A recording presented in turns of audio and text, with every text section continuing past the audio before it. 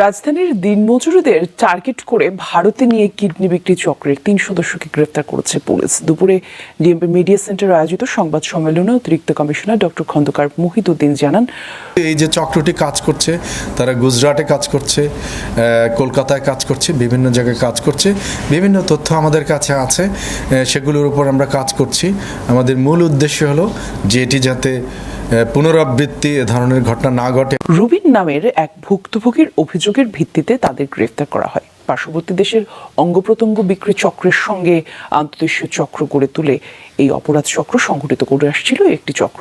এই পর্যন্ত চক্রটি 10 জনকে ভারত পাঠিয়েছে বলে প্রাথমিকভাবে স্বীকার করা হয়েছে।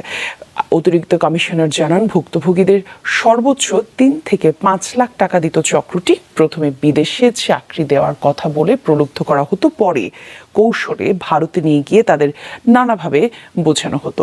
রাজি না হলে কিডনি বিক্রিতে বাধ্য করতো তারা।